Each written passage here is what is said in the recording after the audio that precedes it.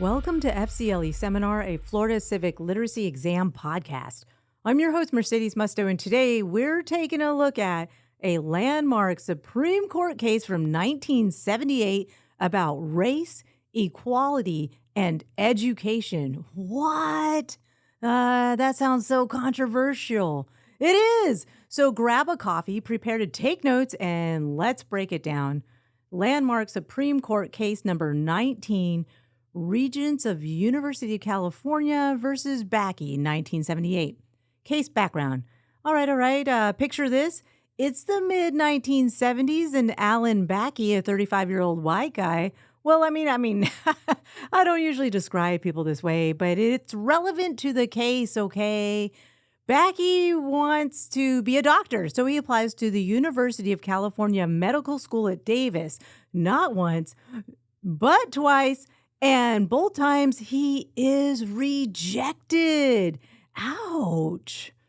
Here's what we need to know next. At that time, UC Davis had this affirmative action program reserving about 16 out of 100 spots in each class for qualified minority students. Why? To fix a long history of unfair exclusion of minorities from the medical profession. Oh, okay. So this is an affirmative action program. Good. Okay, that makes sense.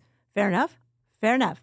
Except Bakke noticed something. He noticed that his GPA and test scores were higher than most of the minority students admitted during the 2 years that he was rejected. So Bakke's like, wait a minute, and he takes his case to court, first in California, then all the way to the Supreme Court. Bakke argued that his application to med school was excluded and that he was discriminated against solely based on race. What? Whoa. So the question before the Supreme Court was this. By rejecting his application for admission, did UC Davis violate Bakke's 14th Amendment rights, and simultaneously did it violate the Civil Rights Act of 1964 with its affirmative action policy? Now, based on what you know of the United States Constitution, pause for a moment and weigh in on this in the comments below. The court's decision. Here's how it went down. Bakke got into medical school via one deciding vote. Explain. The court's decision came out 8-1 in Bakke's favor, but there was no single majority opinion. See, what that means is the court's answer wasn't exactly a clean yes or no. It was more like yes and no. What? According to oyas.org, check that out, of the 9 justices, 4 argued that, quote, any racial quota system backed by the government, like reserving 16 spots, violates the Civil Rights Act of 1964, period. The other 4 justices argued that using race as one factor in admissions was permissible under the Constitution. They saw affirmative action as a legitimate tool to promote diversity. But what about the last justice, Justice Powell? Well, Powell actually agreed with this group, but with a caveat. His thing was that the way racial quotas were being used by the school was indeed a violation of the Equal Protection Clause of the 14th Amendment, but that race can be one of several criteria for diversity's sake, just not in a rigid quota way. The constitutional principle. We're talking about the 14th Amendment. Why?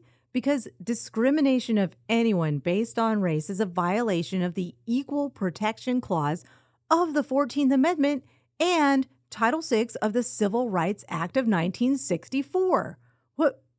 What's that? Okay. One thing at a time.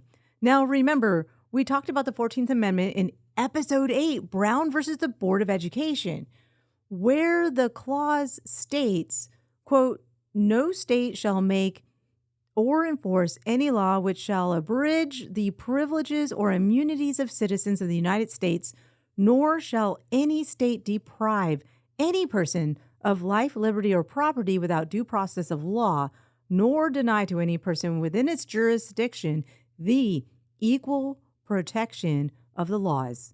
End quote. Again, it says no state can deny to any person within its jurisdiction the equal protection of the laws. It's the cornerstone of civil rights. Then there's the Civil Rights Act of 1964, Title VI specifically, which prohibits discrimination based on race, color, or national origin in programs getting federal funding. And UC Davis is a public school, so both of these apply. Let's review. The key takeaways from the Regents of the University of California versus Bakke are: number one, affirmative action and racial quotas. The Supreme Court addressed the legality of affirmative action programs, specifically the use of racial quotas in university admissions. The court ruled that rigid quotas like the one used at UC Davis at that time were unconstitutional. The Equal Protection Clause. The court's decision centered on the Equal Protection Clause of the 14th Amendment, which guarantees equal protection under the law. Number three, while rejecting the rigid use of quotas, the court also held that race could be one factor among many factors in university admissions to achieve a diverse student body. And lastly, the court was deeply divided with no clear majority opinion, which highlights the complexity of the issue. So in essence, that's what makes this case such a civic literacy classic. It's not just about Alan Bakke or UC Davis. It's about how we define justice in a diverse, complicated country. Here's your takeaway challenge. Next time you hear a case about discrimination, ask yourself, what are the facts before and as you're forming your opinion?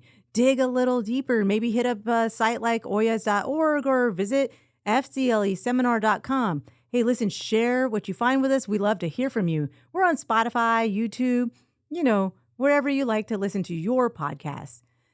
That's it for today's Civic Literacy Exam Prep. I'm your host, Mercedes Musto. I'll catch you next time. Until then, keep asking those big, big questions. And thanks for listening to FCLE Seminar, a Florida Civic Literacy Exam Prep podcast, so you can pass the test.